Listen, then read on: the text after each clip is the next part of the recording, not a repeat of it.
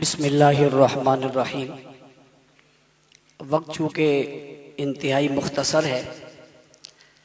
اکابر یہاں تشریف فرما ہیں اور مجھ جیسے کم علم اور کم عمر انسان ان کے سامنے کوئی لمبی گفتگو کرے یہ مناسب نہیں ہے، اس لیے میں اس اجلاس میں طے ہونے والے کچھ چیزوں کی طرف آپ کی توجہ دلاؤں گا۔ اور سب سے پہلے میں اپنے مربی اور محسن حضرت اقدس حضرت مولانا ڈاکٹر عادل خان صاحب دامت برکاتہم العالیہ، جو شیخ الحدیث رئیس المحدثین حضرت مولانا سلیم اللہ خان صاحب رحمۃ اللہ تعالی علیہ کے جانشین ہیں، انہوں نے اس موقع پر جس فراست اور جس تدبر کے ساتھ اپنے حقیقی جانشین اور وارث ہونے کا ثبوت دیا ہے،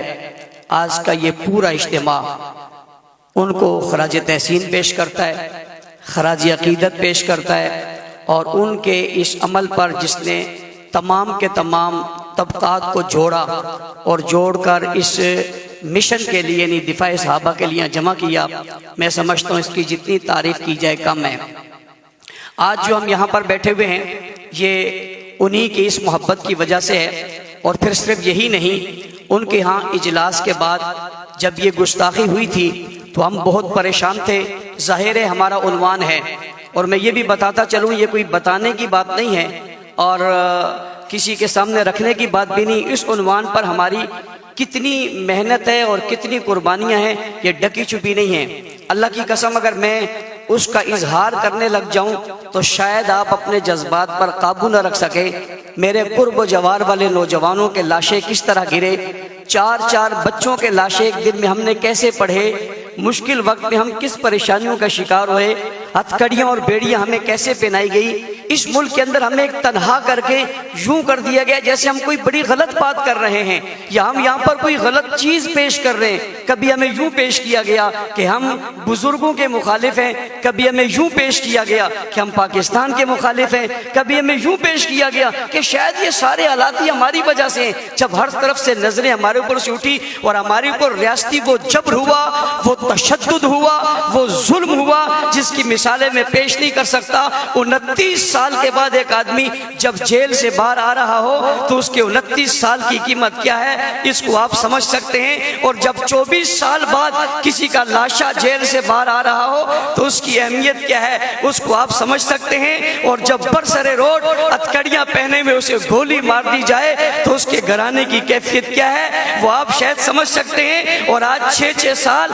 اور 7 سال ہو گئے، لوگ لاپتہ ہیں، ان کا پتہ نہیں ہے، اور ان کا جرم صرف یہ ہے کہ انہوں نے صحابہ کی مدح اور تعریف اور دفاع کی بات کی تھی، اور یہ گستاخی کے جو کلپ آپ کو سنائے گئے ہیں اللہ کی قسم یہ بہت کم ہیں، بہت کمزور ہیں، بڑی کم باتیں اتنے شدید تھے، میں نے انہیں منع کیا یہ سب مت دکھاؤ، یہ تو میں برداشت نہیں کر سکتا، یہ کوئی برداشت نہیں کر سکے گا۔ جذبات قابو میں نہیں رہیں گے، ان لاشوں، ان جوانوں،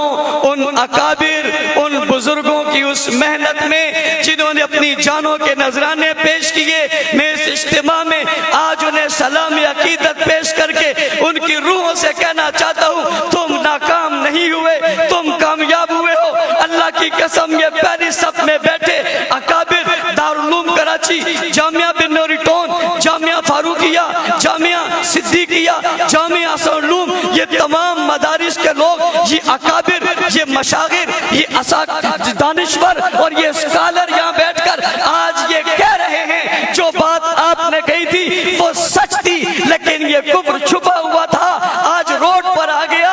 چوک پر آ گیا، ننگا ہو گیا۔ اللہ اس نے میرے پیارے معاویہ جسے رسول اللہ نے دعا دے کر کہا تھا اللہم اجعلہ ہادیا مہدیا وادی بھی، وہ ابو سفیان جسے رسول اللہ نے کہا تھا آج جس کے گھر میں جس نے بنا لے لی اس کو امان ہے، وہ ابو بکر صدیق جس نے نبوت کو کندھوں پہ اٹھایا تھا، غار تک پہنچایا تھا، اپنی چولی میں سلایا تھا، دولت اولاد سب کچھ قربان کی تھی، اپنی بیٹی کا رشتہ دیا تھا۔ اللہ مجبور ہے، ہم بے بس ہیں۔ اللہ کی قسم اس ملک میں آج اس شخص کی تکفیر کی گئی، روڈ اور چوک پر ان لوگوں